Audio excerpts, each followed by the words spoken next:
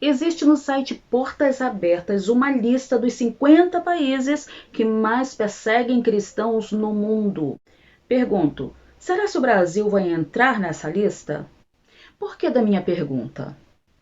No discurso recheado de raivas contra os evangélicos, que de passagem já são mais de 42 milhões no Brasil, o ex-presidente Lula, acusado de lavagem de dinheiro, corrupção passiva, entre muitas outras acusações, que ficou 1 ano e 7 meses engaiolado e só foi solto por uma manobra do Supremo, que inclusive limpou a sua ficha suja, tornando ele elegível nas próximas eleições. Ele culpou as igrejas evangélicas pelas perdas de vidas mediante o Covid-19. Ele falou isso agora, recentemente. Muitas mortes poderiam ter sido evitadas e que o papel das igrejas é ajudar, não é vender grão de feijão ou fazer culto cheio de gente sem máscara. A declaração sem noção está sendo vista como um excitamento à perseguição cristã no Brasil, além de ser uma fake news vinda de alguém que já declarou que nunca leu um livro. Agora chegou um áudio de um petista falando claramente que os evangélicos são covardes e que tem que partir para cima e denunciar uma igreja quando ela abrir as portas. Eu vou colocar esse áudio aqui para a gente escutar.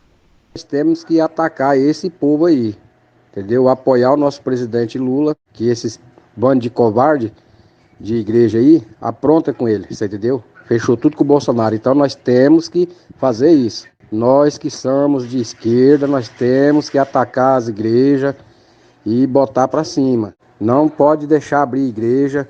Se vê uma igreja aberta, correr lá e denunciar, é isso que nós temos que fazer. Essa raça de crente, de pessoas de igreja, de religião aí, adventista, Deus é amor, Assembleia de Deus, batista, tudo que for. A força do presidente é esse povo aí.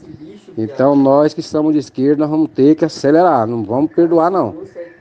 Por que trago esse assunto aqui? Porque igrejas são sim essenciais nesse momento, onde a mídia, incentivada por politicagem, está fazendo muito bem o seu papel em criar o pânico, e nem todas as pessoas têm aquele domínio próprio ou aquele discernimento para compreender que esse é um jogo político, onde milhões e milhões de verba emergencial do governo federal foi enviado aos estados e municípios.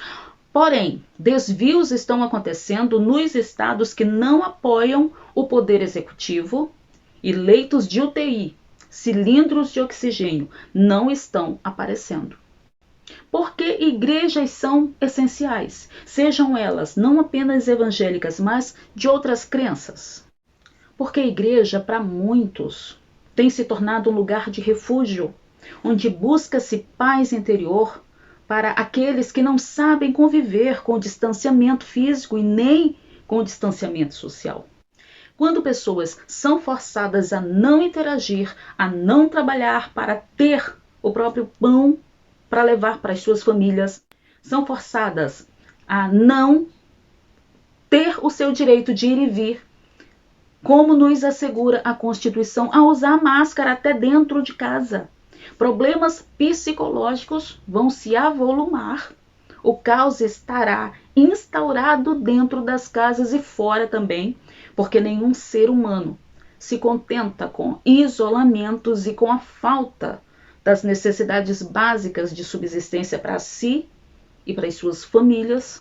Igrejas abertas são sim essenciais, estando de acordo com a vigilância sanitária, claro, obedecendo o distanciamento físico entre pessoas, com assentos demarcados, álcool à disposição dos fiéis para a higienização das mãos, enfim. O Brasil é um país cristão cuja população é majoritariamente cristã e não pode e nem deve concordar com esse tipo de declaração como se culpada fosse pelo contágio do Covid-19. O que dizer da diminuição das frotas de ônibus e da aglomeração das pessoas que precisam trabalhar, que usam diariamente os coletivos, os que ainda, têm os seus empregos? Quantas ondas ainda estão por vir?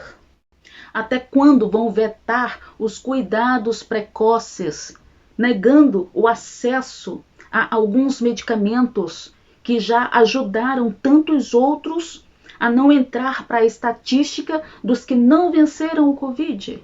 A doença existe, mas não é a única. Tem prevenção? Tem. A igreja é culpada? Não. Mais uma fake, uma inverdade. Igrejas são essenciais? São e sempre vão ser. Você concorda ou discorda? Quero ler o seu comentário agora. Você pode deixar aqui embaixo.